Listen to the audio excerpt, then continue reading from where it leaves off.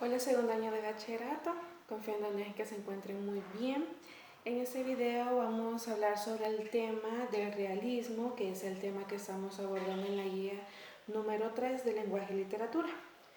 Bien, con este tema que vamos a comprender nosotros como realismo. Antes de esto es necesario aclarar que el realismo, así como otros movimientos literarios que han venido a Latinoamérica, como bien lo sabemos, vienen de Europa con influencia europea. Todos estos movimientos entran a nuestra región. El único movimiento que sabemos que no es europeo, que es originario de acá de Latinoamérica, es el modernismo. Es el único, pero de ahí todos los demás van a tener influencias europeas. ¿Por qué hago esta aclaración? Porque vamos a ver la definición y características del realismo como movimiento literario y vamos a ver que este surge en Europa. Bien, como bien la definición que tenemos acá, movimiento literario que surge en Francia a mediados del siglo XIX como reacción a los excesos del romanticismo. Recordemos en qué consistía el realismo, el movimiento literario del romanticismo. El romanticismo es aquel movimiento que pone en un primer plano los sentimientos, las pasiones del ser humano. Entonces el realismo nace en contraposición de este movimiento. Ya acá se pone en primer término la realidad, el contexto del individuo y en segundo plano se ponen los sentimientos y las pasiones del ser humano. Y vamos a ver algunas de sus características. Una de sus características es que está inspirado en el positivismo. Recordemos que el positivismo básicamente es si el conocimiento puede ser comprobado científicamente, sí existe. Ahora, el objetivo es que el escritor plasma su mundo exterior a partir de la observación. Está totalmente incorporado en un contexto determinado y a partir de la observación del mismo, el escritor comienza a generar su literatura. Los personajes y temas tomados de la realidad. Por ser el contexto, el punto de partida para la creación de esta literatura, de ahí nacen los personajes, nacen estereotipos, arquetipos, los temas que se van a abordar a partir de ahí. Se desarrolla preferentemente la novela. El lenguaje es sencillo. Con este movimiento se utiliza mucho o se fundamenta la novela, la narrativa, porque es más descriptiva, pero también el lenguaje es sencillo, dado que acá no ven estratos sociales en los que la literatura va a estar solamente apta para la oligarquía o para las clases sociales altas. No, aquí es para cualquier persona, pobre o rica, que tenga el deseo de una lectura y que pueda analizar esas situaciones, analizar esas historias y que quiera de una u otra forma acrecentar su conocimiento. Entonces vamos a ver que el realismo se vuelve más expansivo, se expande más. ¿Por qué? Porque no se limita a un lenguaje culto, a un lenguaje rebuscado, sino que un lenguaje sencillo que es comprendido desde el campesino hasta el filósofo. Entonces vamos a ver que se logra expandir a partir de ese método.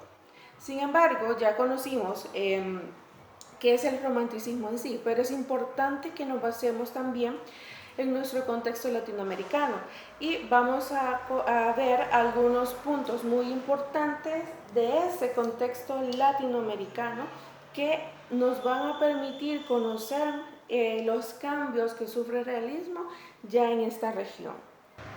Como vemos en esta matriz, vamos a ver que hay 4 puntos importantes. Primero, las características de este contexto latinoamericano. ¿Y cuáles son?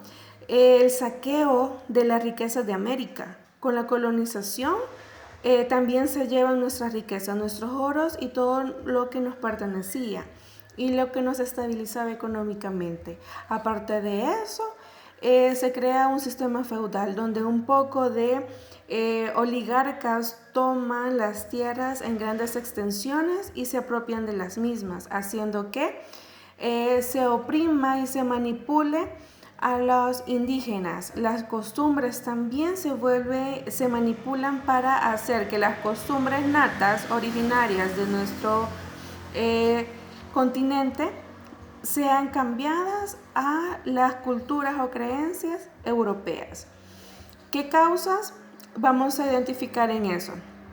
El autoritarismo y el capitalismo. Recordemos que España era una potencia, digámoslo así, que viene a implementar el capitalismo. Su única preocupación es obtener riquezas independientemente de los medios por los que lo obtengan.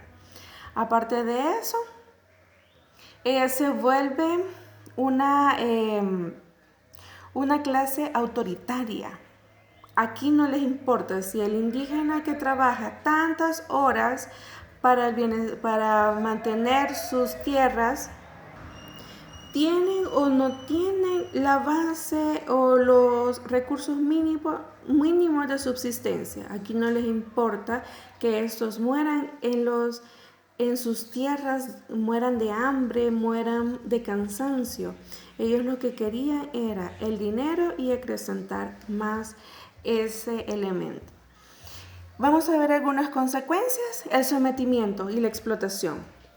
¿Se explota a nuestro pueblo? Sí, pero algunos pensadores europeos que vinieron con los colonos o con los colonizadores venían con la visión de ayudar a Europa a acrecentar su poderío. Sin embargo, al ver este contexto tan decadente, tan tiránico, vuelven su visión o su idea a la ayuda del indígena. ¿Cómo? A partir de una lucha por la descolonización.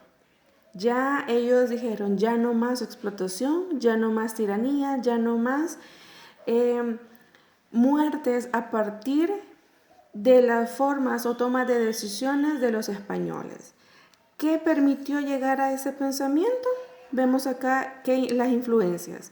Recordemos que en el siglo anterior, siglo XIX, ya se había impulsado la Revolución Industrial y la Revolución Francesa, cuyas visiones estaban la democracia, un concepto muy importante, la democracia en el aspecto político, pero también las ideas emancipadoras, que el ser humano tenga igualdad y capacidad de tomar sus propias decisiones. Entonces vamos a ver que todo este contexto es el que se está viviendo en Latinoamérica.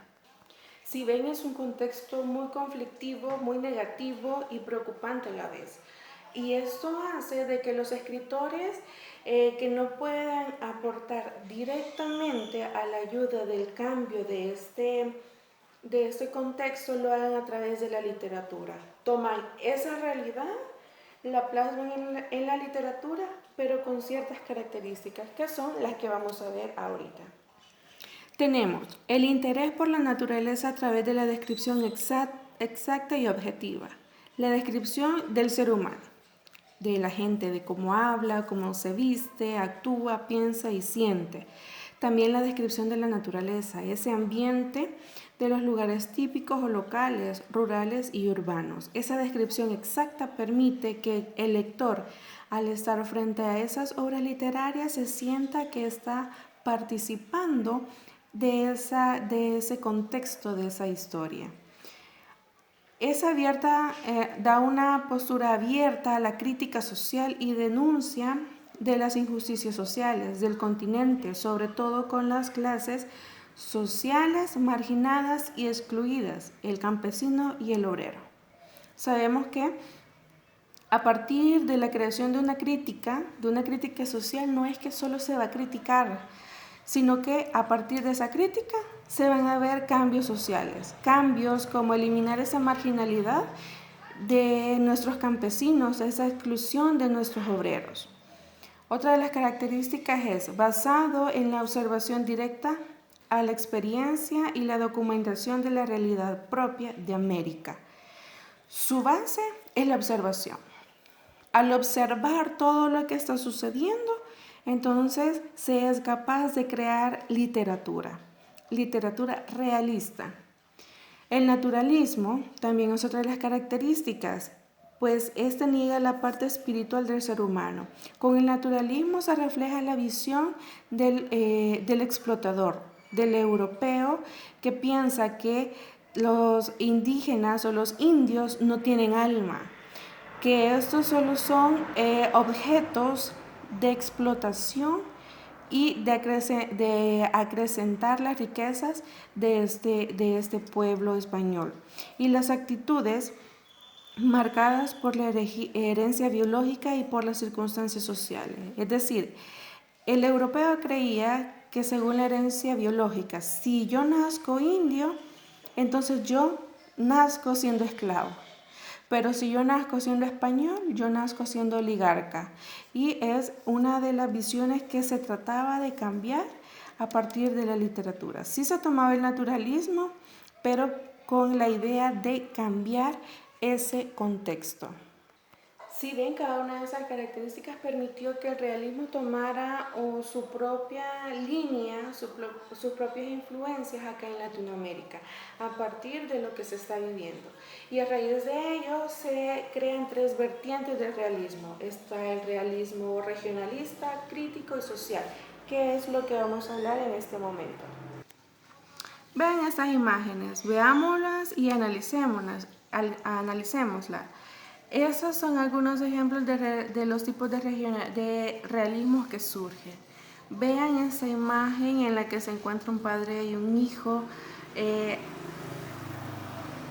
se estando tristes por la pérdida de alguien, pero también veamos la influencia de la población en ciertos lugares determinados. Esas imágenes nos dan una idea breve de lo que consistió los tres tipos de realismo en la literatura.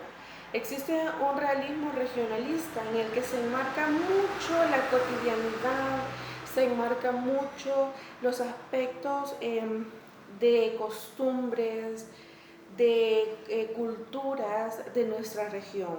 Es muy descriptiva al plasmar cómo se vestían nuestros indios, cómo actuaban nuestros indios, cuáles eran sus culturas. Pero también vamos a encontrar un realismo social y crítico. Los pongo a la par porque al final de cuentas, si hay un realismo social en el que nos está mostrando un contexto determinado, se vuelve crítico.